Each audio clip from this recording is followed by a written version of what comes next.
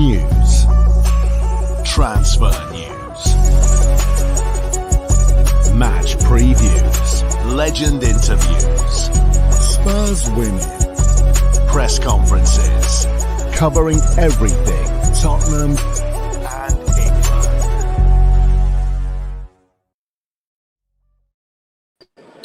Welcome back to the channel and welcome back to another edition of the Spurs Chat podcast. In this edition, we'll be talking about the game Tottenham Hotspur 2, Bayern Munich 3. Bayern Munich have just lifted a cup at the Tottenham Hotspur Stadium. We're live on X, we're live on Facebook and also on YouTube. So please do get involved. Give us your thoughts on today's game and how you think Spurs did during pre-season. Because, of course, we face Leicester City in the first Premier League game of the 2024-2025 season in just 9 days. As per usual, I've got three very special guests with me. Back with us is channel regular and actor Ricky Norwood. Ricky, how are you?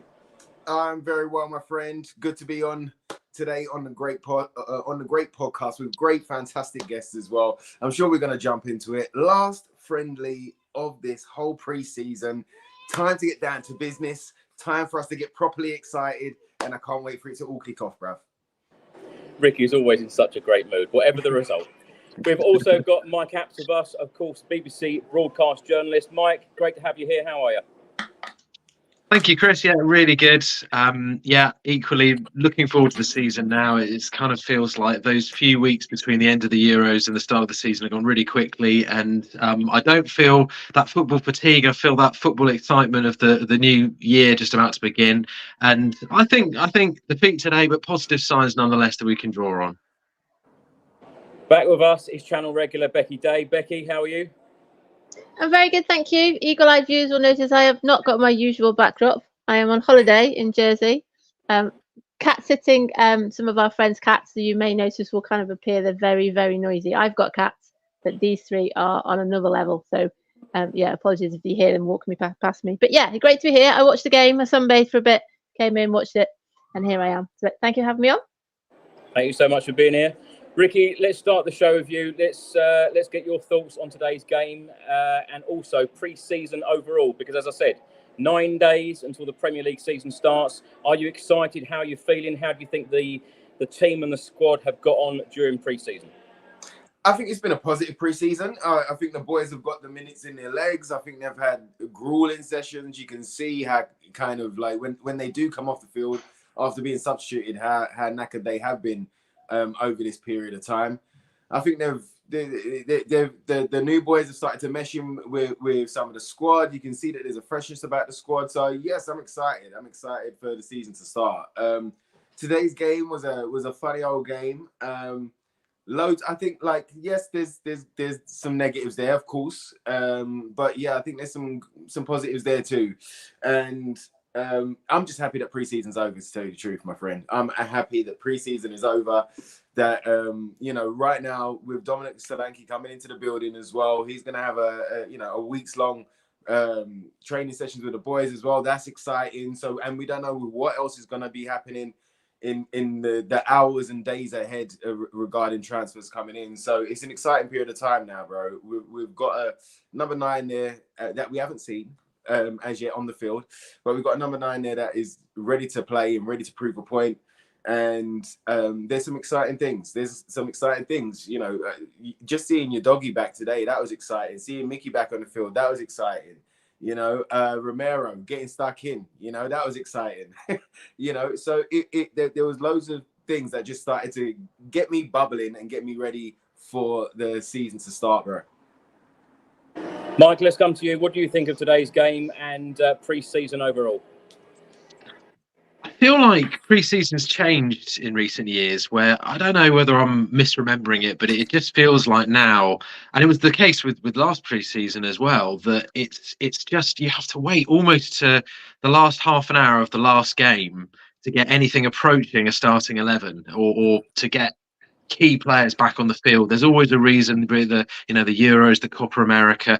So it's almost a bit of a phony war. And 7 days ago, that match against Bayern, where really testing conditions, and Ange said that he put the players through so much physically, how much of an indication was it going to be of how we were going to play? I think, certainly today was an improvement from that for sure.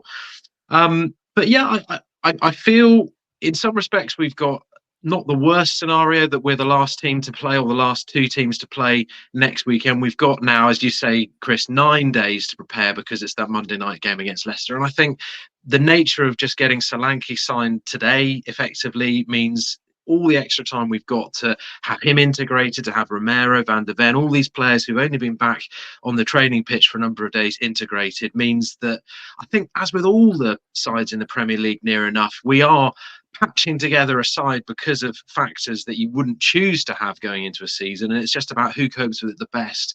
And I think, however he feels inwardly, outwardly, Ange gives you that confidence that he's working with the tools that he's got. He's getting the players to peak at the right time. And it's going to be an interesting team selection for Leicester. But, as he said in his pre-match press conference for today, he's just not afraid to throw people in. I feel under Pochettino, he might have eased in the new signings a little bit more slowly, or brought back the key players a bit more slowly. But I feel confident that, we're going to see, apart from Porro, a completely different back four against Leicester, because he's going to bring back the established names. And that gives me confidence. It's just about, how ready are they for it? And that's where these next 9 days are going to be crucial. Becky, let's get your thoughts on the 3-2 defeat today and pre-season overall.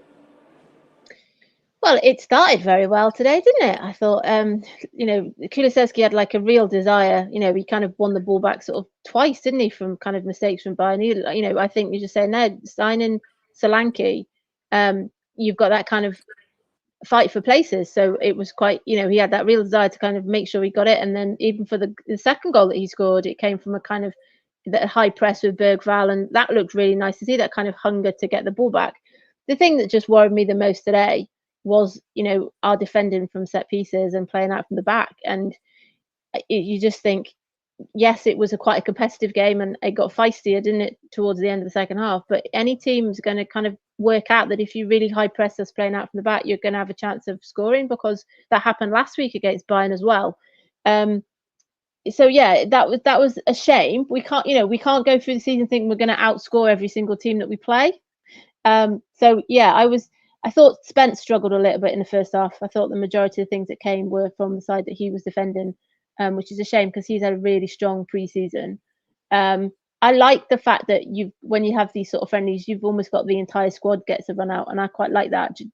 Jack and I were in the sea earlier today, and we were literally naming every player in each position, and the only position we really didn't have two players for was kind of right wing, because Jack doesn't know really much about Mikey Moore. But then of course Mikey Moore came on today, and we had Will Lancashire, and having that kind of finally with Solanke being signed, it feels like we've got two players of a decent standard in each position, which in the past we haven't. We've had a weak bench, so it was great to see a big run out for everybody. I thought it worked quite well with Kane. Kane didn't really have much of an impact, did he? And Son was sort of subbed off when Kane came on. But overall, we got what we expected. Really, we scored a lot of goals. We also conceded a lot, and I think if we are going to challenge, the conceding a lot is the bit that's really got to be tidied up. I know that Romero's just come back, and Van der Ven's just come back, and Udogie's been injured, and he's just come back, and all of that will take a little bit of time to gel again. And they weren't playing in the first half, so I appreciate that. I thought Bentancur played very well today as well. I think, when Jack and I were kind of going through all the midfielders that we have now, it feels like we've got so many. When Bentancur came on, obviously you came on with Bergvall and Archie Gray. I thought Bentancur looked really sort of assured, as you would expect him to.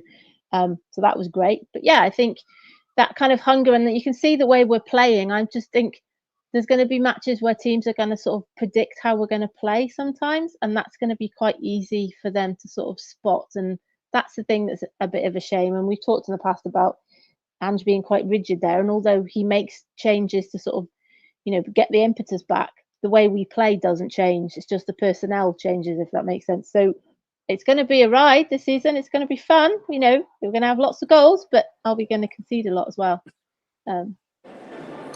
Ricky, let's come to you. You mentioned Dominic Solanke, of course. We got the official announcement earlier on today, £65 million move from Bournemouth to Tottenham. How are you feeling about this signing? Are you excited by this signing? Of course, I've had people coming up to me all day saying, Chris, how are you feeling about the season? And every single time I've answered, I'll tell you in 20 days, because I want to see what's going to happen in the next 20 days in this transfer window. But we've been crying out for a striker for some time, or certainly another option. How are you feeling about this signing? Yeah, I think. Sorry, go on, Ricky. sorry, Go on, Ricky. sorry. No, you go.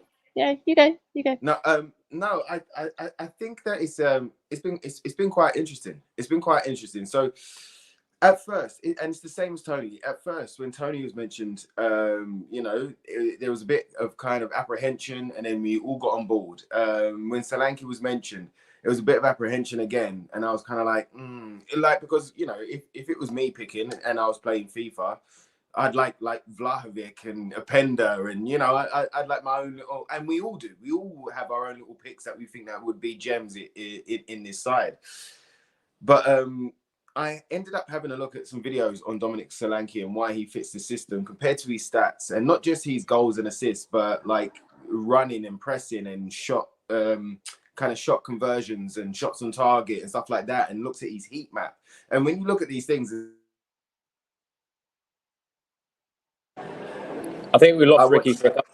No, I'm sorry. Okay. I watched so many that I can't remember what the video was called, but what it did show was when the way that we play, Dominic Solanke is kind of made for that type of role. His high press, his strength on the ball, he's got great aerial ability. He can find the man as well as score, and very much a penalty box type of goal scorer. All those cutbacks that we always have that nobody's on the end of, well, Dom lives off of those type of runs and those type of passes. So it could be a bit of genius. And if we think about backing the manager, and the manager's looked and he's asked these scouts, he said, this is the type of player I want. These are the attributes I need. And they've gone out and they've shown him Dominic Solanke. And the boss has looked at him and he's like, you know what, actually, that's fantastic. But Tottenham then came back and was like, we're only willing to spend around 40 million on him because that's how we value him. But the price is 65. Normally Tottenham would normally go another way, but they've backed their manager right now. And just said, this is the guy for me. This is how he's going to work. Let me show you the data that I've been shown as well. Proves that it's going to work. Let's take the risk. Let's put the money down on this guy. And what's really exciting is that the club have actually gone to do it. They've done it. They've made it happen. So fingers crossed, the same way that Vicario, the same way that Mickey van der Ven and the rest of them came along that we didn't have a clue about, that really shone last year. Whoa, Solanke in this Tottenham side under Big Ange, do you know what I mean? Getting a pep talk from Big Ange before he steps out for the first time. There could be goals galore. But we've needed this for a long time. So thank goodness, not only do we have Dominic Solanke, but we have two strikers, Richarlison staying. So it's going to be those two competing, fighting. We don't have to rely on Richarlison and the injury record and certain things. They can swap, they can change, they can challenge. It's healthy time. For the first time in a long time, we've got two strikers that are hungry and they want to nail down their place and they want to make a difference and they want to fight. They've got points to prove. They're both of them, Richarlison and Dominic Solanke. Don because of Liverpool and Chelsea, but like Richie because we've bought him and there's been periods. That period last year, really good period, but it's only been periods. So they've both got something a point to prove, which we know Ange loves. So he's going to use that to his advantage. So that's what's really excites me about the signing of Dominic Solanke. There was a nice moment actually before the game. Bergvall, Gray and Solanke were all welcomed by the Tottenham Hotspur fans at the Tottenham Hotspur Stadium. Ange Postecoglou, immediately after today's game, has said, I don't see any reason why Dominic Solanke shouldn't be in a position to start against Leicester.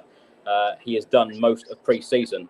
Mike, are you excited by this signing? And are you excited by more to come, perhaps?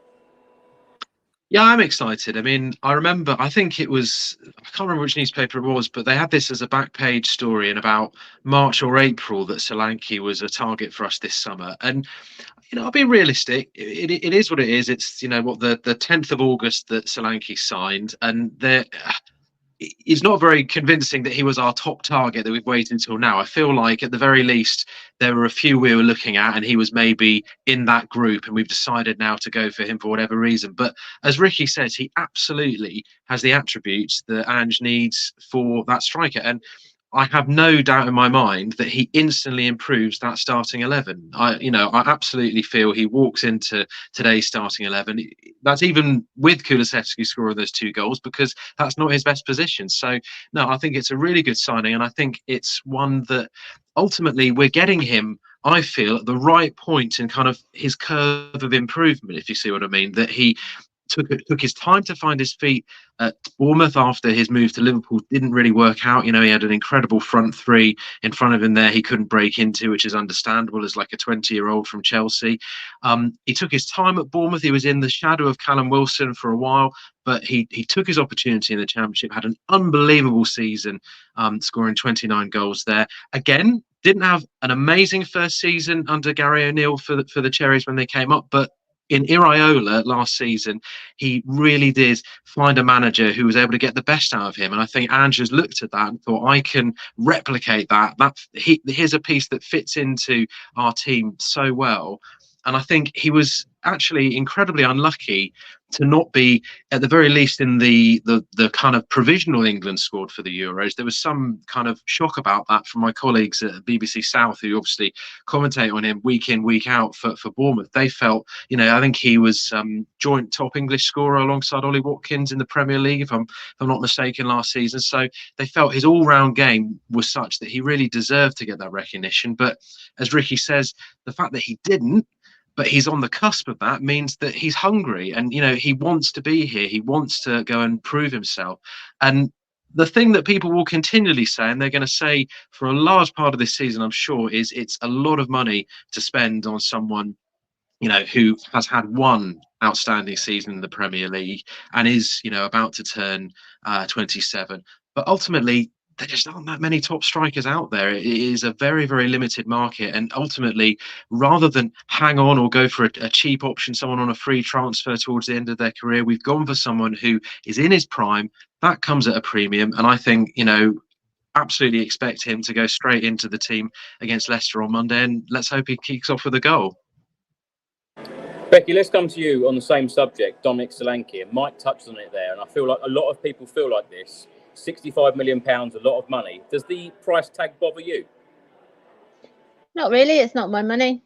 But I think it's like Johnson, isn't it? I think when you buy British players and certainly kind of English players, there is a kind of a tax, isn't there, that there shouldn't be on them. I think we're so short of homegrown players as well that kind of adds to it. I think it's tricky because obviously Richarlison is a similar sort of amount of money as well. The thing that's really positive for me about Solanke is he seems to have a better injury record than Richarlison. He seems to be quite good in the air and hold the ball up well, and all those sort of qualities that Kane had. We're never going to compare. It's not a replacement for Kane. There is no replacement for Kane. I thought it was really nice when Lancashire came on today at the same time as Kane. It was kind of almost like a sort of, before and after kind of image, and that was not lost on the TV. That was really nice. But yeah, I think his press play, when Richarlison's fit, I heard you talking then, beginning of last season, Richarlison was kind of playing left wing and Son was playing in the middle. And I still remember the Arsenal goal that, and the goals that Richarlison was kind of crossing before Werner was in. And, so when Richarlison's fit, he can hold the ball up as well. But everything that I'm hearing about Solanke is saying that he does that. He's got that kind of pressing that we need, that kind of win the ball back. And, what we saw happen to us today is, when teams are playing out from the back, you've got people pressing on you. And I just think, I don't believe it happened in the last kind of like 3 days. I think it's been going on all summer, and it's just sort of accelerated, because they've kind of waiting for the ins and outs of how much money they'd get in one go. And we know what it was felt like last year when Kane left right at the beginning of the season. It's not great and it's not ideal for Bournemouth, but at least they've got some of the, by all accounts, some of the money kind of up front. But yeah, I think he's prem proven, which is what, when you asked me last week about who we wanted to sign, I just said I wanted someone that was prem proven and I wanted them to be English. So so hopefully it just works, and it does. But it's interesting you're saying that you think he'll start next week.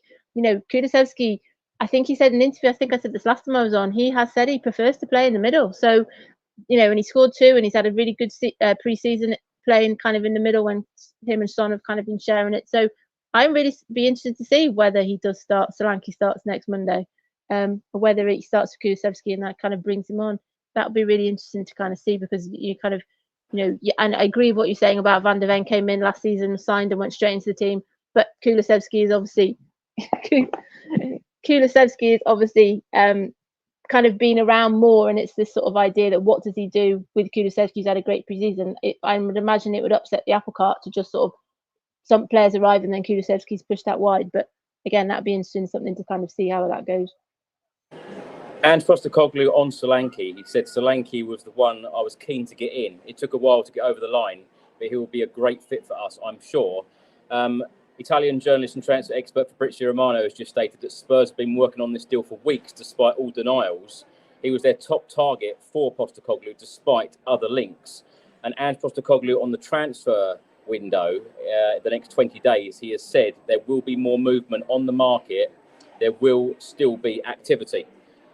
Ricky, I know we've gone off subject here, but I'll ask you a couple more questions about the transfer window and we'll get back onto the game. From what you've seen in pre-season, and now Dominic Solanke has come through the door, what do you feel Spurs need in this squad to take us to that next level? First thing, I mean, obviously another attacker. We all know that now, whether that's a winger or somebody that kind of can do the number 10 role. But I feel we've got loads of those that are at number 10. I think we do need a devastating winger that can play both sides. But I think the next important role is like the left centre back stroke left back. Like somebody, I know we was linked with Hincapié a couple of seasons ago, and he can play both roles. And it's somebody along that side that can come in and challenge Mickey. But also when we rotate, we don't drop off too far. And also that left back role, we keep putting players with either, you know, that isn't their natural side, firstly, or their natural foot. They can do a job there, but that's not what they do. Do you know what I mean? I think that's why, like last week and this week, we've seen not the greatest form or the best kind of performance from Spence on that left hand side, and he's gone up against Gnabry as well. Like Gnabry, he makes a lot of left backs look silly. Not just someone that's not naturally playing there, not just somebody who is, you know, is stepping up to this level now in this team. You know, he makes a lot of left backs look pretty around the world. We've seen it in the Champions League. So, you know, for Spence to have a torrid time against him twice, you know, that's not surprising. But there were flashes of some good things. But again, that's not his natural side. He should be on the other side pushing Porro. He should be the right back alternative for Porro on that side. And that's why I think that we do need a left back that can, again, kind of challenge or push your doggy. But also and I'm thinking hybrid because of how we are, you know, when we buy players, we're probably going to need like a left centre back that can play left back. So that's why I was saying someone like Hincapié there. But yeah, a devastating winger, somebody with pace and trickery, and a bit of improvisational kind of spirit about them. You know, when they're unpredictable, when you don't know what they're going to do, when they can hold it, stop it, you know, just with a turn or a dip of the shoulder, make the opposition defense confused. So I think that's the next thing that we need there. Mike, let's come to you. I'm going to take this comment from Charles here. Set pieces are killing Spurs. It was a huge concern.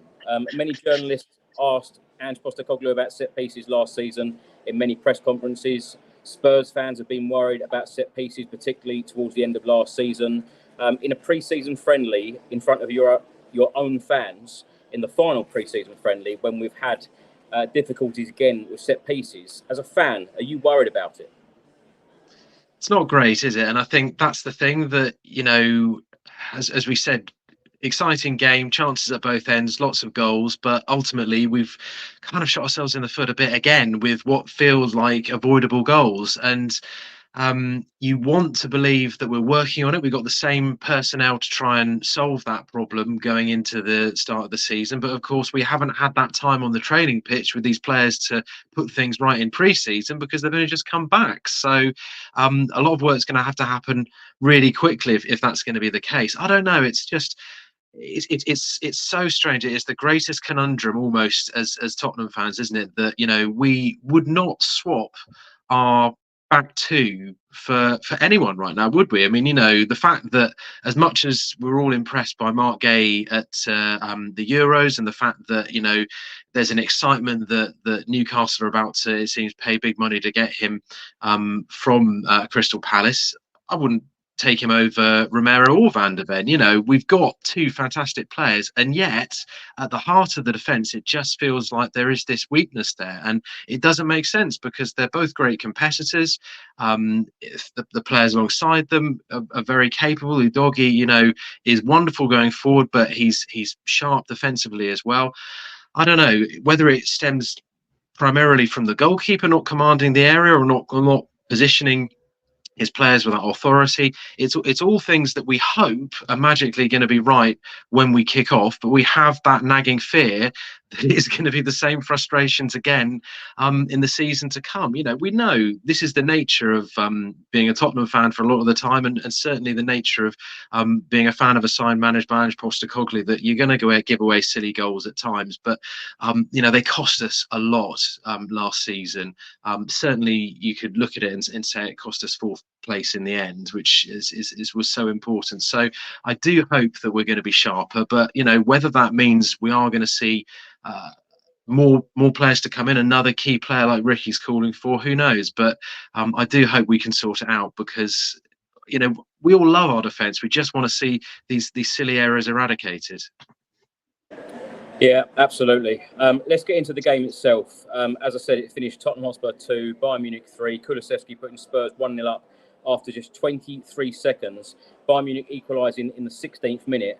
Bayern then took the lead in the 31st minute, and then Bayern got a third in the 44th minute. I tell you what, it was very, very, very weird atmosphere at half time, because people were quite disappointed about the set piece situation again. Kulusevski then got Tottenham's second goal in the 61st minute.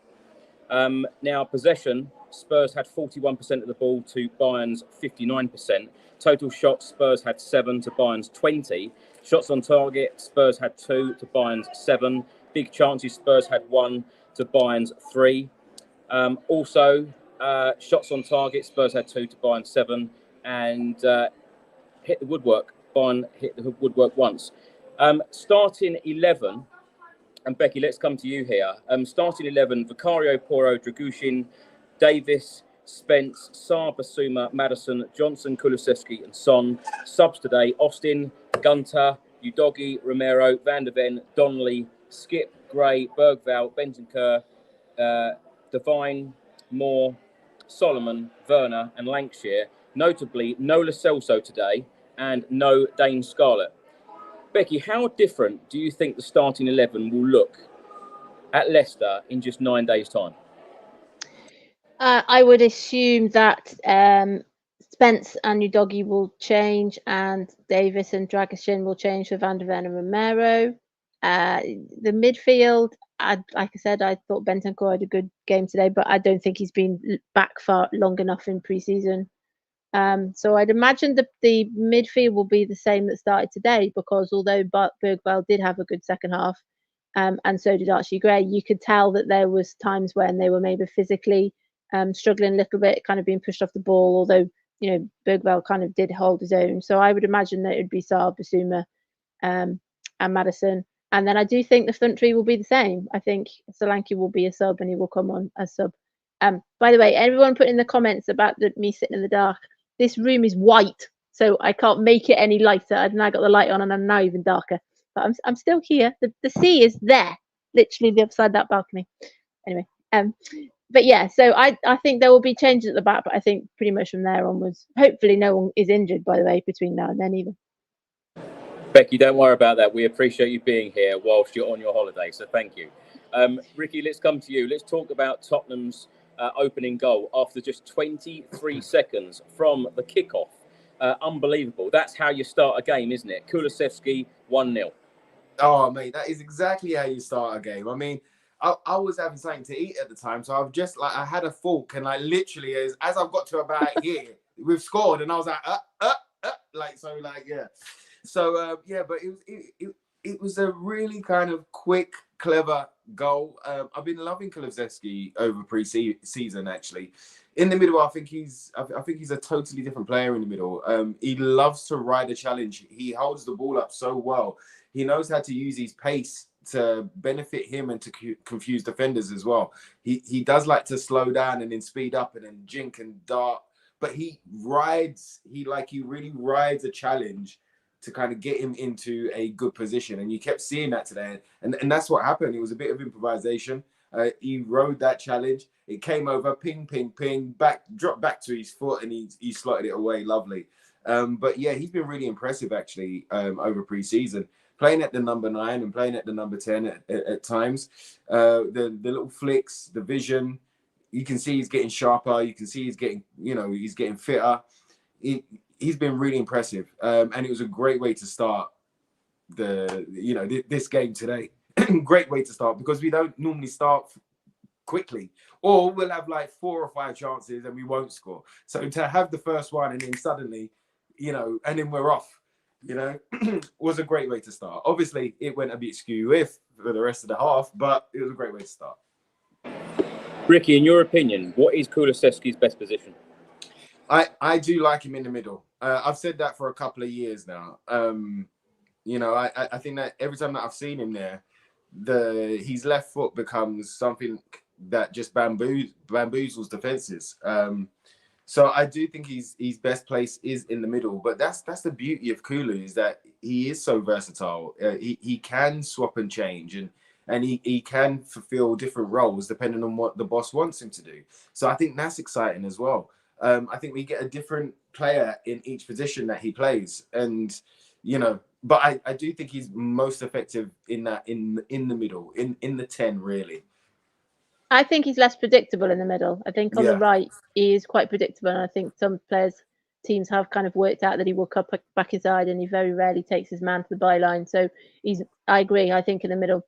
That's why I said I thought he looked really hungry when he scored. Even with his celebration, it was kind of like, I'm here, don't forget about me. You might have signed somebody, but I'm here. So, yeah, that's what I thought when I saw him score. Agreed.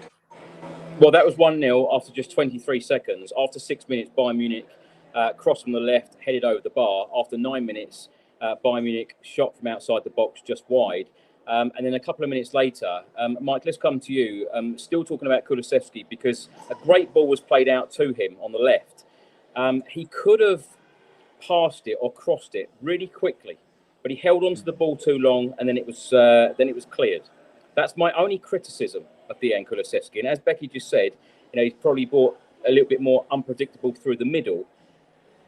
I just find sometimes it's really frustrating that if he just passed the ball that tad bit quicker, we would have a real clinical chance. It's interesting, isn't it? And I know I was watching today Bergvall to the same end, in the sense that I know I'd heard that there's this feeling at the club that he's holding on to the ball a bit too long, and that's something they're trying to work on. And absolutely with Kulusevski. But I'm really heartened to see 2 goals for him today. I think he is a confidence player, and I think that will do him the world of good going into this season. Personally, I genuinely think that Solanke is going to go straight in, so I can't see him playing that position. But yeah, I would like to see him maybe in that number 10 a bit more centrally. And one of my big takeaways from last year, where it wasn't a vintage season overall for him, was I think he gave as good an individual performance as I saw all of last year in that match Luton away, when we were down to 10 men.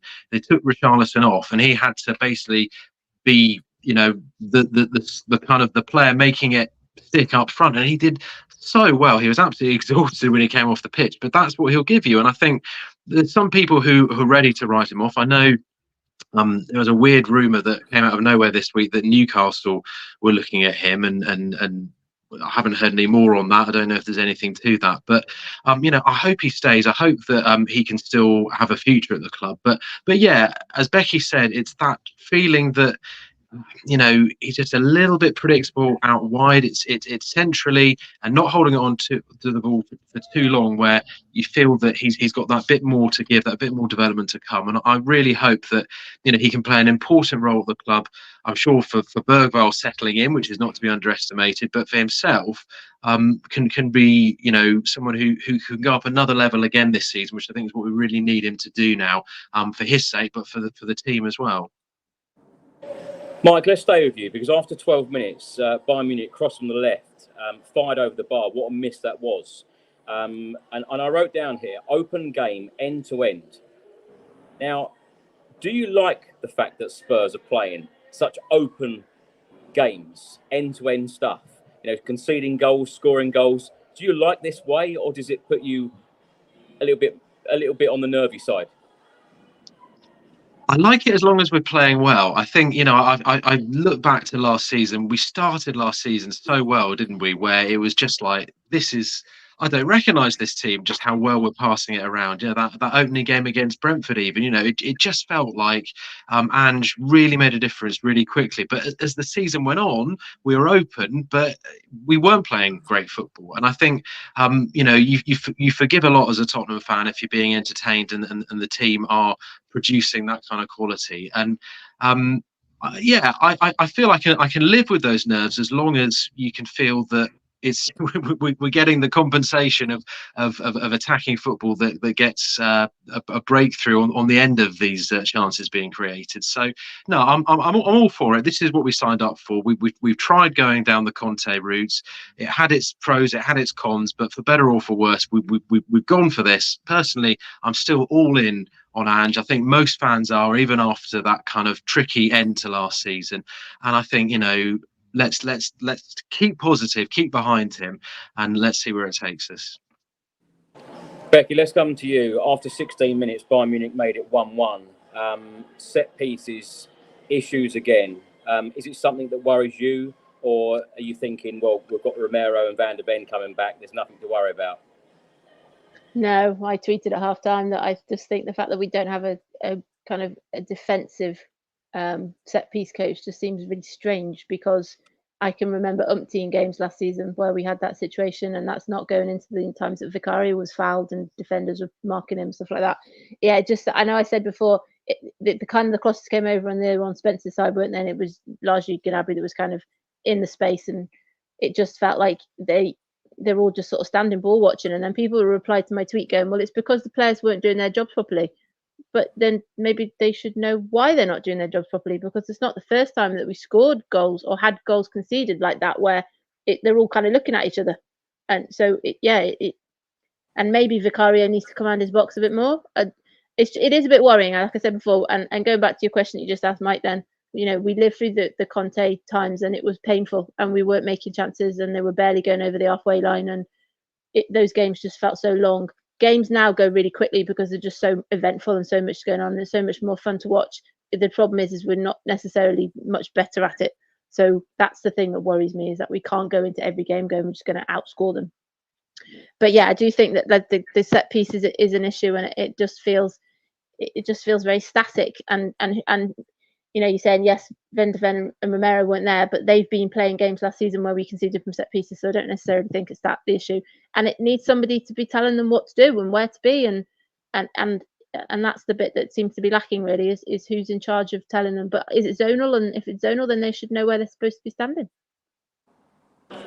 After 22 minutes, Ben Davies made a goal line clearance, and then a minute later, great skill from Jed Spence, who has been brilliant during this pre-season campaign so far, releasing Son on the left. Talking about Jed Spence, Ricky, Michael has sent in a couple of questions here.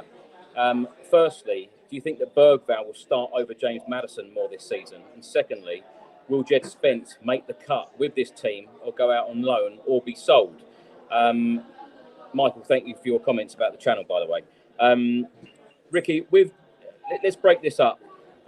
Maddison, how has Maddison been for you in pre-season? Have you been impressed? And of course, I think we've seen a different Maddison since the first 10 games of last season after his injury. With Jed Spence, I don't think any of us expected Jed Spence to be in a Spurs shirt again. It looked like he was going to be sold, but Andrew said that he could have a future here. With Jed, I'm so happy for him. I'm so happy for him. You know, another, and this is a warning for us fans when we put a lot of pressure on a young player as well, because we don't know what was happening. We heard about attitude problems, we heard about lateness, we heard about certain things, and you know, I did sit there and think many a time, like, what's going on? We never know what's happening around us, and some things can have an effect on us. You know, relationships ending, or like something happened with your auntie and they're in hospital, and sometimes that can just have an effect on you, you know. So I'm so happy that Jed, after that Genoa loan, has come back, and you know, he was on the verge of going for like, what was it, 8 or 9 million or something like that. So he was literally on the verge. So the fact that he's come back, and hopefully, you know, he's kind of gone, you know what, I want to be here, and he's had that wake up call, because every report that you're hearing now is a positive one. The way that he's been in training, even the footage that we see, the way that he's interacting with the rest of the squad, you know, he's laughing, he's joking, he's got a little friendship with your doggy going on. Even just having the young core of players there's a bounce going on between them, and it looks like he wants to be a part of it, and it also looks like he's working hard to be a part of it. You know, he's there to be part of a team, and it's not just the Jed Spence team. It's a team game. So he wants to be a part of it, it looks like right now. And I think it's really exciting, because this style of play, I think, suits Jed down to the ground, especially when he's on that right-hand side. To play that inverted right-back role and step into midfield, he's not afraid of it. He likes a little kind of jink, and he likes a kind of risky pass. And, you know, he's got that vision. He don't mind kind of shooting or scoring. He's up for that too. So I think there's a lot to come from him. So I hope that he sticks around. I hope that he's here. I hope that he's the alternative for Porro. I hope that him and Porro can switch on that right hand side. And I think it would be really good, not just for Jed, but for us as fans to see him, because we saw how excited he was in the Championship, and we haven't really got to see him. We were screaming his name during the Conte era, saying, look, you asked for a right wing back, we've given you a right wing back. Play him at least, play him, come on. And he still didn't get no time then. So now that he's got his opportunity, now that he's taking his opportunity, and he's working hard, and we're seeing that, I really hope that he sticks around and challenges for that inverted right back slot. And Bergvall with Maddison, I think Maddison is still going to be the kind of nailed on one starting right now. I think Bergvall is there to challenge, and I think he will challenge, and I think he will push him. But you know, Bergvall is still young. We still have to kind of bring him in. We still got to feed him into the league. You know, it's tough going up against Man City, and then Liverpool the next week, and then all of the rest. Every single team is hard. It's hard going up against Brentford. They've got a pacey side. You know, they've got an aggressive side. It's hard going. There's plenty of teams out there that kind of give so much and also have loads of different strengths. You know, so for Bergvall, we've got to let him come into the game. We've got to not put too much pressure on him as a starter. But if he earns it, then he earns it. I think Madders will be feeling the pressure of it, but I think that's great for him too. Today for Madders, I think he had probably his best game in pre-season, in the sense of a tempo dictator. So he was in the back and he was in the front. He was popping off those passes. He was trying to get things moving. He was doing what Maddison done when he first turned up. He had a couple of shots, but not too many. So there's still a way to go. He's still not expressing himself the same way as he did in those first 10 games last season. But it's getting there. He looked more energetic. He looked fitter. He looked stronger. He looked up for it.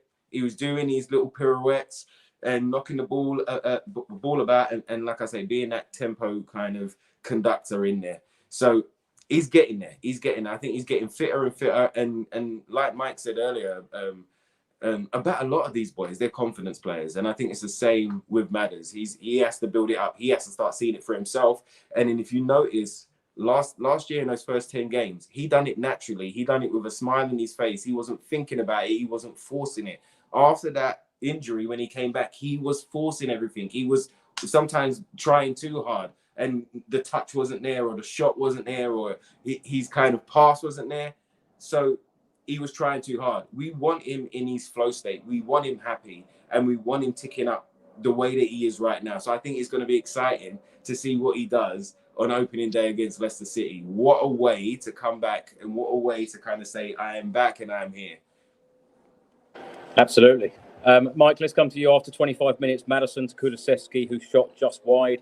A couple of minutes later, Heung-min Son had quite an attempt just inside the Bayern Munich half. The goalkeeper was equal to it. A minute later, Jed Spence sold himself Bayern Munich were then on the attack, and Dragushin ended up clearing the ball off the line. Mike, with Jed Spence and James Maddison, do you think, because Bergvall is such a talent, a fantastic signing in my opinion, and I think a player with a great future, but with Jed Spence as well, do you think that he does have a future at the club, or would you be surprised if he was sold or loaned out in the next 20 days? I feel with Jed Spence, it's been a case of, every week of pre-season, every friendly, he's still there. So we can breathe a sigh of relief, and he's still part of it. It's felt like a bit like, to go back to the England thing, when the full squad gets reduced when the cutoff comes for the final tournament squad. It's like, is Jed still going to be there? And the fact that, albeit with Udogie, coming back from injury today for the second half, the fact that he's starting that last match of pre-season, I feel confident that he's done enough now to say, yeah, I'm going to be part of Ange's plans, at least for the first half of the season. I mean, let's be realistic. For his Tottenham career so far, he can't take anything for granted. And I think crucially, and wouldn't want him to take anything for granted. He has to keep this level of commitment, this level of focus. That is the key for Jed Spence. But, I feel he has earned himself the right to have, one more go at this Tottenham career, which, let's face it, never got off the ground. That's the real sadness for me with Jed Spence. I really thought he was going to go this summer. And, you think back to just a couple of years ago, I was over the moon when we signed him. I thought, here's an example of a player that we've acted to sign because we've qualified for the Champions League. He's chosen us because, we're capitalising on that fourth place finish, and yet it just never got started for him.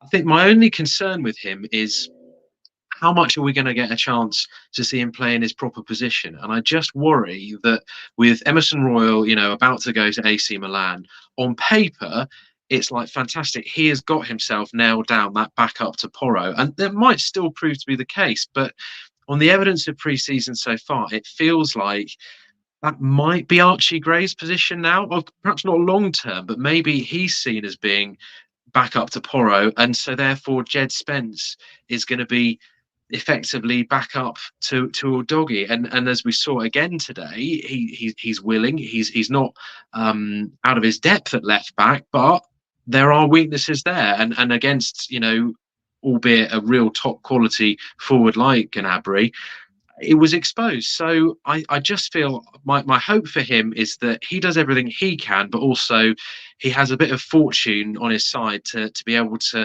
have the opportunity to stake his claim, and keep this new chance for him going. And let's face it, the Europa League could be really key for him and for a number of players, but that could be his chance to force his way into the first team in his preferred position this season. And we might look back and say us finishing in fifth was actually really good news for him. Becky, let's come to you. After 31 minutes, Bayern Munich took the lead. A complete mix-up at the back. Gnabry scoring at the Tottenham Hotspur Stadium again. Of course, he was a real threat and a menace for us when we lost 7-2 at the Spurs Stadium in the Champions League some years ago. What do you make of the goal that we conceded? Like I said before, just lots of people sort of not noticing.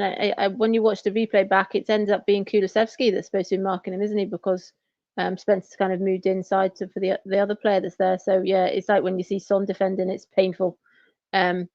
Yeah, I just think he was kind of a threat all half really. And like I said before, everything kind of came through him on that side. I disagree with what you're saying about the kind of flatness. The atmosphere that was quite flat came across on the TV as well. I know it's a friendly and they're often family games. I remember when I was at Shakhtar last year, we had all four of my lot were there and we had a great day. But you could kind of hear that kind of atmosphere. I think because it started so well and then they sort of lost the kind of impetus and Bayern just continued to kind of gain the pressure, didn't they? And yeah, it wasn't a great goal, which is why I think he said at half time it would just be a bit flat. After 37 minutes, Bayern Munich had another shot which went just wide. After 40 minutes, Vicario made a save from another shot. Kulusevski held on to it for too long. I wrote in the 41st minute again, a little bit frustrating. A minute later, a great ball into the Bayern Munich box. Son was waiting at the back post, couldn't quite get there, and it was cleared. Dragushin was then given the yellow card in the 43rd minute.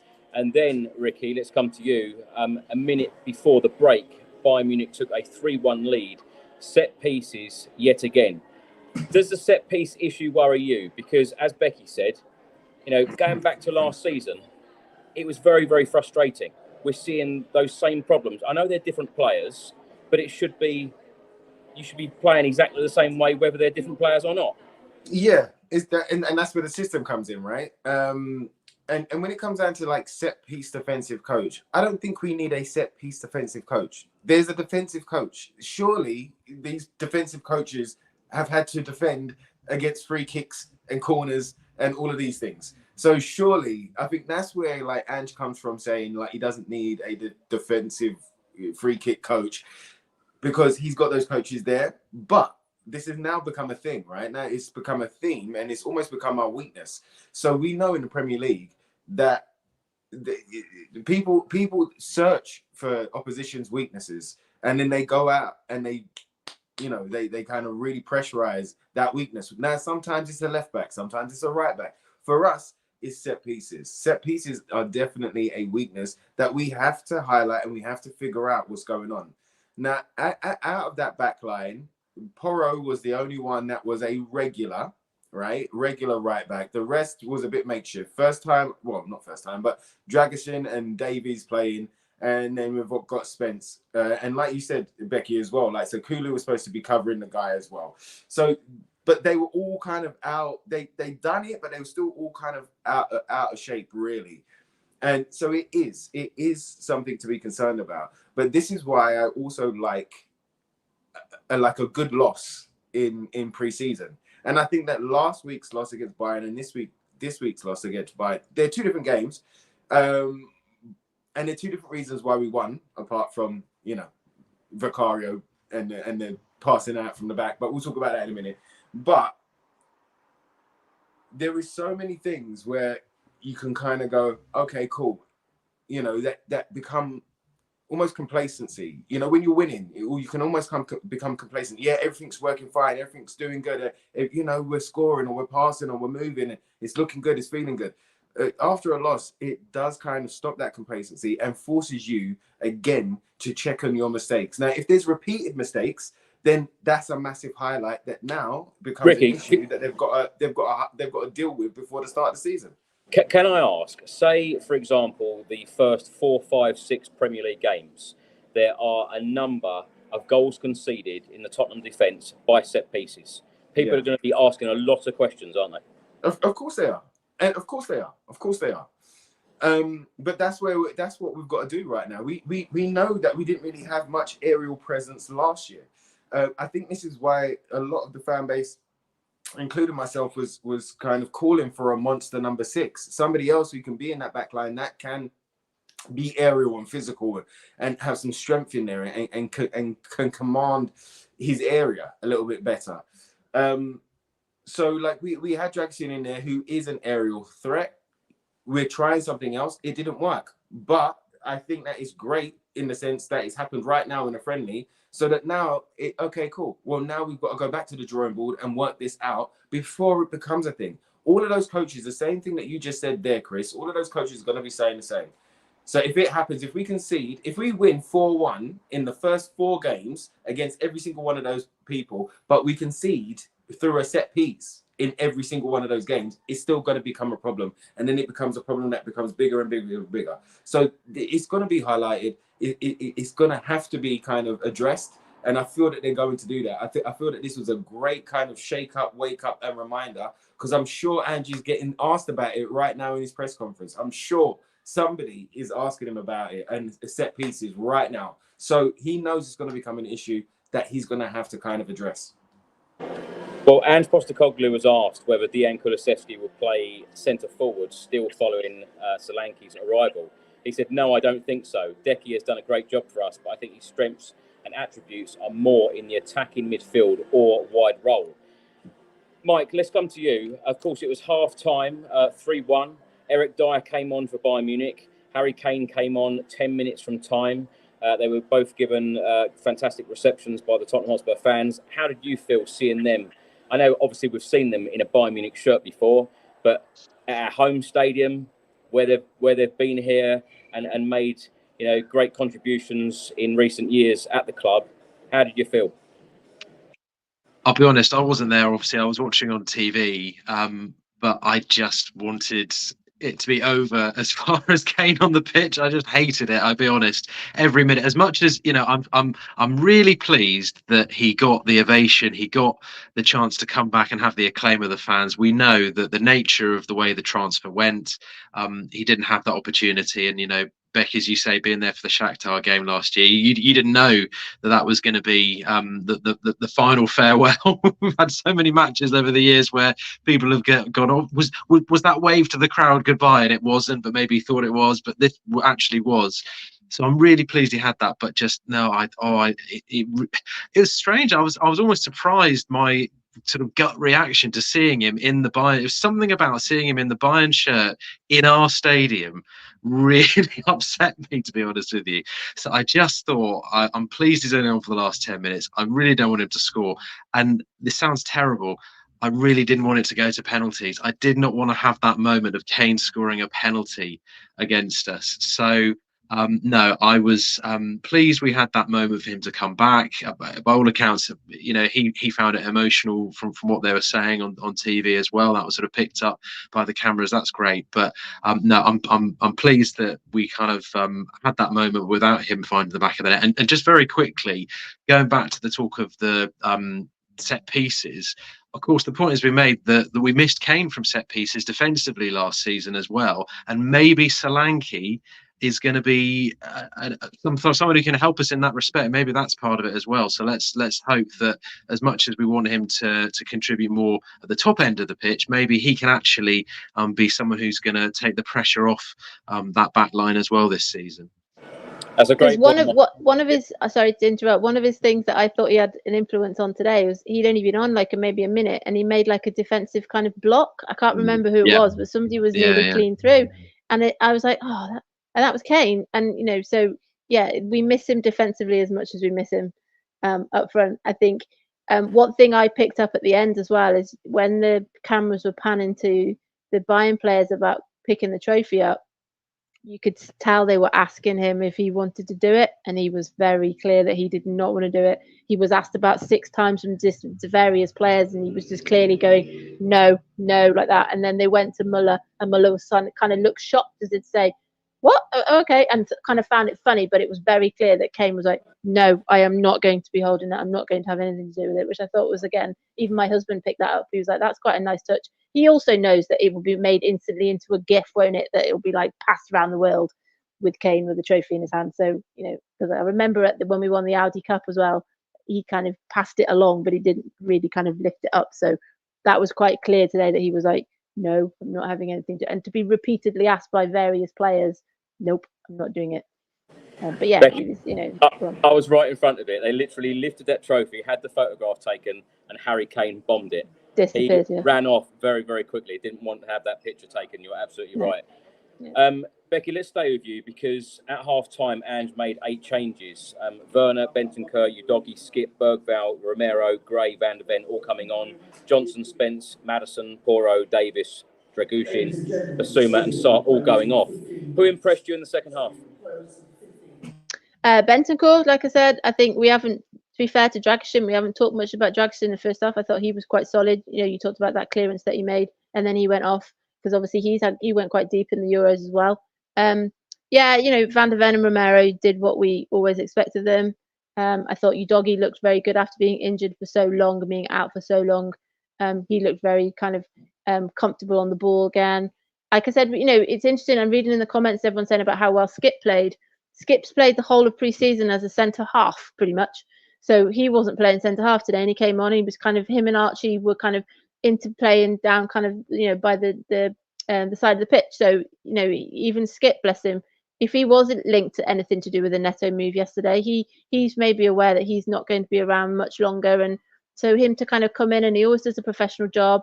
I thought, seeing him kind of playing in a different position, which again, shows the kind of the professional that he is. I don't unfortunately see a future for Skip. I just don't think he kind of fits the kind of Ange mould now, and unless he is a backup centre half, which I'm assuming he isn't. So I do think now that he possibly will be somebody that will be loaned on, which is a shame. Moving, I said this to Jack, when Son stayed on, didn't he, and Kulusevski stayed on, and they moved positions, so Son went into the middle and Kulusevski went right wing for a bit. Bergvall, like I said, I thought he was very good, very strong. I don't know what happened to him kind of midway through the game. We were so panned in on him. I was like, I really don't want to watch him throwing up. Thank you very much, cameraman. You kind of, go off that now. But he clearly had some issue with something that kind of he couldn't get up, or it was kind of stuck. But he was, very confident as well. When Moore came on, you could see he's obviously not Kulusevski, even if we're saying if Kulusevski's preferred position is kind of more in the middle. Moore is still at the kind of early stages of his career in that position, but he's very hungry for it. I like the kind of argy-barginess of Lancashire towards the end. I think he seemed, he wants it, he's hungry for it. And then I was just reading someone on Twitter before saying that Romero ran the length of the pitch to kind of get involved. And even towards the end of it, Kane was sort of telling people to kind of go away as well, which was quite funny. It was like the old days. But yeah, I think, like I said before, I like the fact that these games you get to see a bit of everybody. And it's still really hard to guess, listening to what you just said then about Spence. He's had a really good pre-season, and is he our backup right back, or is there somebody else that's going to come in and he's going to move out on loan? It's really tricky to tell. Mike said right at the top of the show, we still don't really know what our best 11 is. I know Solanke only signed today, but even of the players that we've got that have played a fair chunk of the season, we're still not really sure who is going to start. We can make assumptions, but we just don't really know. Kulusevski finished the season really well in the position that he was in, and then he's done that pre-season, and it's just hard. So yeah, I thought it was the intense, like last week's Bayern game. The intensity was much more in second half because you've got those younger players, those newer players, they're trying to make it an impact, and then you've got also Romero and Van der Ven and Udogie, who are just so confident and calm, and everything just sort of slots back in even though they've been out, and and that's really lovely. It's interesting to see. We didn't see a change in goalkeeper as well, but which you've seen in other games. But yeah, I think it was. I think there were parts of the first half where we thought it was going to be a cricket score. So at least making it competitive in the second half from watching point of view was quite helpful as well. Ricky, let's come to you. Charles wrote earlier, probably Eric Dier's best game at the Tottenham Hotspur Stadium. I said that in the second half. I felt he played really, really well. He had a chance that he put over the bar in the 56th minute. And then he clattered Kulusevski 3 minutes later. He played well today, didn't he? Yeah, he did. He played well at left back for a long time, and then when Kim went off, he went into the centre backs. Listen, Dier gave us some very good games. There were some good performances that he gave us, and he was always one that was up for the fight. And yes, there were some not great games as well, but we've seen good moments from Dier. So yes, he did have a good game. But I wanted to jump on what happened with Bergvall. I think what happened from reading the kind of body language and kind of what he was saying, I think when he went back onto the field, he swallowed a fly or a bee or something. It went straight to the back of his throat, and then he couldn't get it. And then you've got that gag reflex because you've swallowed the bloody well fly, and then you want to be sick and you don't. So I think he just got caught up in that, and because from what he was saying, it was like it got there and then he couldn't get up. So I think it was a fly. But no, it was good to see Dier out there, and it was good to say goodbye to him as well. Ricky, let me ask you about the younger players and the development players, because during pre-season, for most of the games in the second half, Ange Postecoglou has used a lot of the younger players, and it's fair to say that the second halves have been the more impressive halves during pre-season. Do you think that they are going to get the opportunity that a lot of fans want them to get in the Premier League? I think you've got to go on what Ange said the other day. He was talking about some of the youngsters and how good they've done first and foremost, but he's only going to keep some of them around from the youth team that he can give opportunities to and give game time, like good game time. He does not want to stunt their growth. And it's really important. We've got a really good crop of youngsters that could actually go on to do a lot in the game. So I think that we have to treat them well. I think we have to kind of help them to grow and express themselves. And if they're not getting game time at Tottenham, then good loans are really important. Going to teams that play the same style of football, or where they can get game time in their preferred position and stuff like that. It's going to be really important that they get that game time. But Ange showed us throughout this preseason that he's not afraid to chuck on the youngster. You know, he was also at the World Cup where he saw Yamal come on as a 16-year-old and do what he done, you know, for Spain. And he was a big admirer of his, and he was a big admirer of a lot of the young ones, like Ada Gurla for Turkey as well. These youngsters that came in and just took the game by the scruff of the neck and just kind of showed the world who they were. And we've got a crop of these youngsters coming through, so I don't think he's going to be afraid to put them in. And another reason that I kind of enjoy a loss in pre-season is that when these players have come on, we've been behind, or they've had to make an impact. They've had to do something. And there are going to be moments within the season where we are behind, and we are going to call on Bergville now to come on and make something happen because we want these 3 points. Do you know what I mean? And that's a different type of pressure. But by then, I think we're going to be rolling. I think that we're going to be like a well-oiled machine where he knows who's coming in and who he can trust and who to bring on where, you know? But I think it's really exciting. I think Archie Gray is the number 6 now. I think that's what that money has gone to. I think that he's going to be kind of a midfielder rather. Yes, he can play right back, but I think we kind of lose a bit of pace and kind of trickery on that right side. I didn't see it from him today on that right side. But again, it's you know, young. First couple of games, you never know what he can bring. So I'm not saying he can't do it. I'm just saying that I've seen Spence and I've seen Porro play a certain way, and I don't think he played that way. So I think we almost missed that. A bit like Davies playing at left back. You get a lot from him, but you don't get what you get from your doggy, is what I'm trying to say. So I think he's definitely coming as a midfielder. And I think that Ange, I don't think we've brought these players in to sit on the bench. You know, I think Ange trusts them. I think he's going to bring them on. But we've got enough in that squad to kind of not rely on them as well, so that pressure ain't kind of directly on them week in, week out. Mike, let's come to you. After 61 minutes, of course, Spurs, we got our second goal.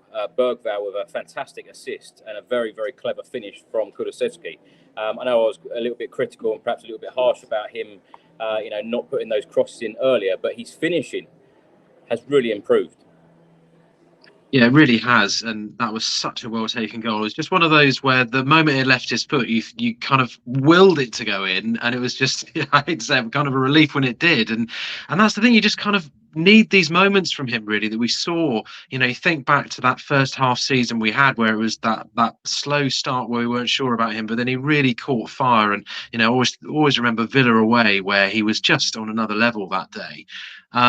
And yeah, I just that really sort of instinctive finish, but incredible that it was a chance carved out for him by Bergvall. And again, no one wants to get carried away, but it's really easy to get carried away watching him. And I'll be honest, I'm surprised that he, again, I just feel the fact that he's at this sort of, if you can call it the sharp end of pre-season, still so involved, makes me think he is going to be involved this season, whether it is, Europa League, coming off the bench in the Premier League, or more than that, I don't know.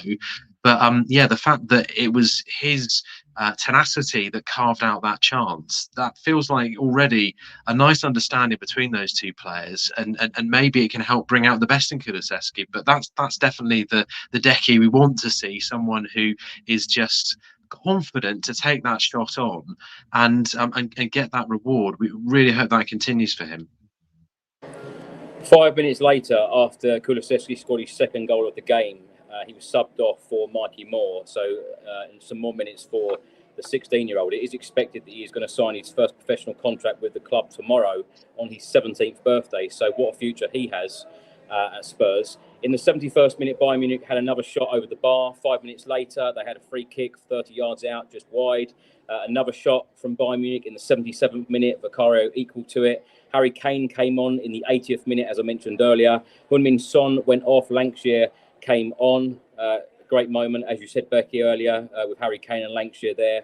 Bayern Munich had another shot in the 84th minute, Harry Kane over the bar from 20 yards. And then in the 92nd minute, Harry Kane with another shot over the bar. Now, I've got two last questions for you all. Becky, let's start with you. The transfer window, 20 days left. What is realistic? What would you like to see in the next 20 days? And as I said earlier a couple of times, the Leicester game is just 9 days away. How are you feeling ahead of it? And feel free, if you wish to do so, because I know there is still time in the transfer window, if you wish to do so, give me a score prediction. Okay, so when we were on last time, I said Gallagher. That's obviously not happening, although I didn't really wholeheartedly think it was going to. I still would like Eze. I was asking Jack today when we were going through all of the players and working out the two players for each position. I said, where would Eze go? Would he go where Son would play? And he was like, well, he's kind of a cam. He's kind of Maddison's position. And I was like, oh, okay. And then, like I said before, we seem to have a lot of midfielders. Why would we buy Archie Gray and have Bergwell? So I think for that reason we may not be seeking Eze. But then when you hear Ange talks, he talks about how he still wants to have a winger.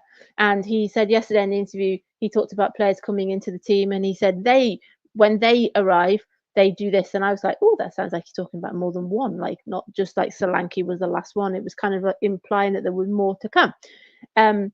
So when Jack and I were kind of going through it, he was like, well, we need another left back. And I said, well, Van der Ven will play left back if he did that towards the end of last season, and Dragusin will play. And he's then like, we need someone for Dragusin. So he kind of came to the decision that we needed a left back and we still needed a winger. So that's what I would hope for. Who that would be, I don't know. I'm not the right person to ask that. In terms of Leicester's going to come around really quick, I think.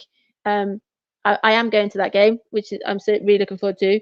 By then, will we have Skip playing for Leicester? Will we have Winks will be playing? There's rumours that Bergwijn might be going to Leicester. It's like Bayern, they're having our like B team. Obviously Maddison is going back there. It's on a Monday night. There's going to be quite a good atmosphere. Leicester will obviously be hungry for the first season back in the Premier League. So yeah, I'm looking forward to that.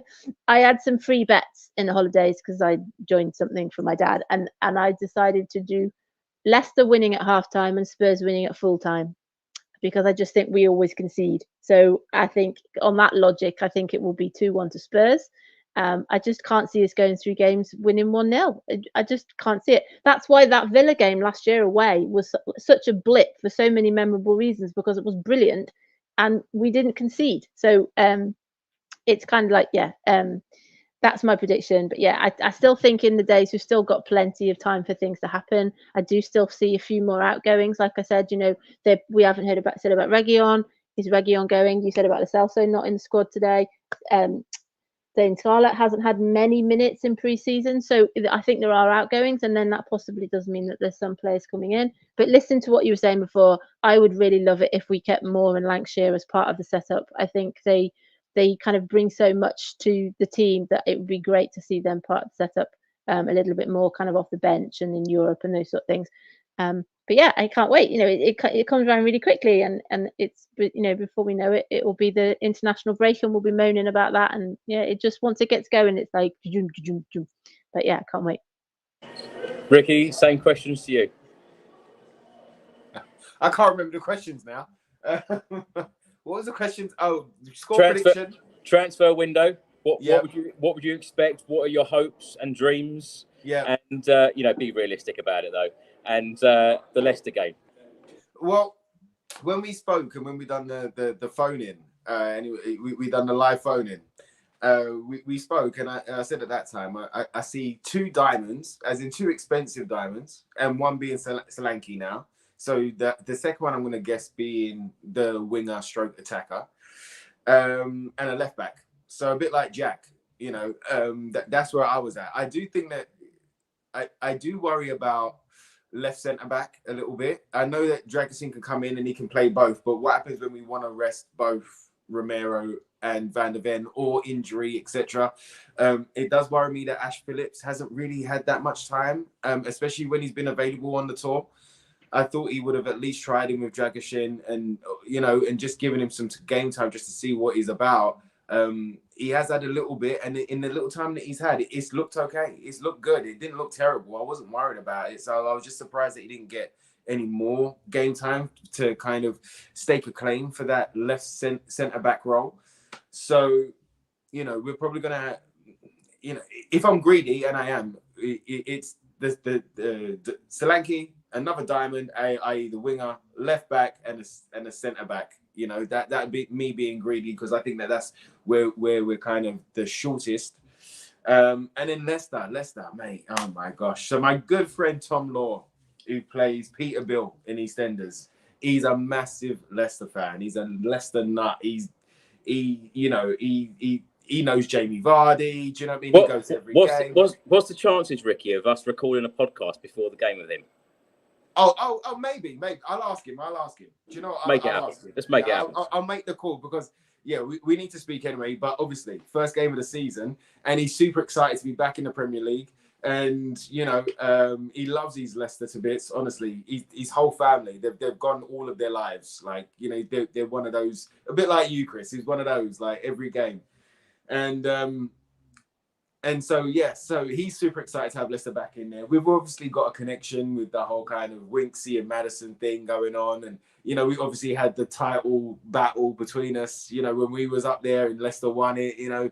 So there's been a couple of Barneys between us. We've also had the Bergwijn last-minute goals. We've had the comebacks against Leicester. So it's always an exciting fixture. And I think it's going to be another exciting fixture. I think it is. I think Madders is going to score. I think he is, and I'm not going to say Winksy's going to score because he's not. He's not going to score. Winksy's not going to score. I can hear Anthony Costa in my ear roll saying he's got, but he's not going to score. But Maddison's definitely going to score, and I'm going to go for something like a 3-1.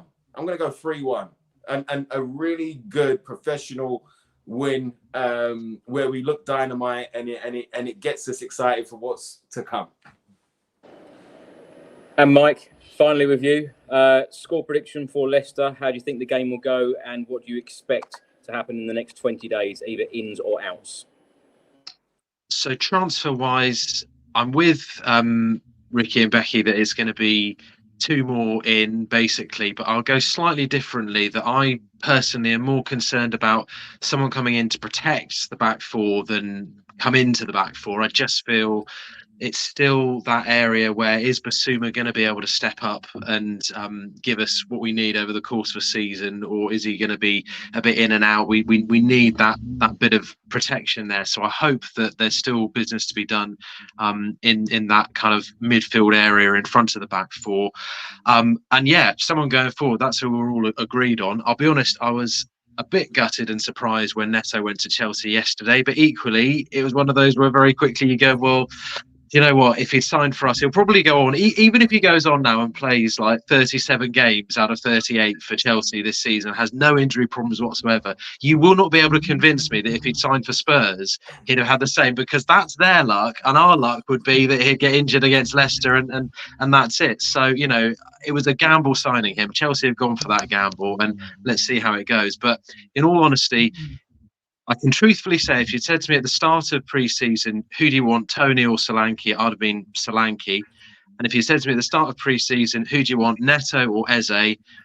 Eze all the way. I think Eze is a special player. He's a special person if you hear him speak. And I think whether it's realistic or not, I don't know. But I would be over the moon if we got Eze. I think he'd be a wonderful signing for Tottenham. We should have made it, frankly, when he left QPR. He's another to join that long list with Maddison and all these other players who we were in for and didn't go for ultimately. But no, that would be, you know, a wonderful thing if we could bring him in. As for the scoreline, yeah, I'm going to go with Becky's 2-1. I think it's going to be quite possibly a very challenging evening in the respect of massive atmosphere there to be under the lights for their first game back into the Premier League, and they'll be absolutely up for it with it being Tottenham. But yeah, I think we'll get over the line and we'll go just that little bit better than we did that 2-2 to start last season. It'll be 2-1 to start this season, I think. I completely agree with every comment there, Mike, about Eze. We should have signed him when he left QPR, and I'd love to have him now. Mike, you've been a fantastic guest as always. Thank you so much for joining us. Where can people find you on social media, and what are you up to at the moment? Thank you very much. A real pleasure coming on. Really great to see you all again tonight, and always good to talk about Tottenham. But yeah, I'm at Apps Mike on Twitter or X, and yeah, BBC South Today. Back on Monday. Thank you, Mike. Look forward to having you on again very soon. And Becky, enjoy the rest of your holiday. Where can people find you? On X. And yeah, thanks for having me. We're back home on Thursday. So, and then the week after that, Charlie's got his GCSE results. So yeah, quite a lot going on. But yeah, thanks for having me on. It's been lovely sitting here on the floor. I could hear like the waves crashing just behind me. It's lovely. But yeah, it's it's nice to have so many things the positive to look forward to, even though we obviously had 2 defeats now. But it's just that, like we've all said, all the things that we've got that are kind of the interplay of things. It's really great. But yeah, thanks for having me and everyone that's watched, and hopefully see you soon down at Spurs. I don't know whether you guys can hear an echo now, but I think I'm the only one left in the stadium. The stadium actually closed 10 minutes ago, and I think the only people here are the cleaners. So I better go. Ricky, be quick. Where can people find you? You guys know where to find me. I'll be on after the game against Leicester. You can find me on Twitter and X at Ricky J Norwood, official Ricky Norwood on Instagram. And yeah, let's go. The season's about to start. Exciting times. Sky's the limit. Who knows what type of season we can have? Is this the season we get glory? Come on, you Spurs. Come on. Let's have it. Ricky, Mike, Becky, thank you so much for your time. You've been great. Thanks for watching, everyone. Thanks for listening. And I better run. Come on, you Spurs. Go.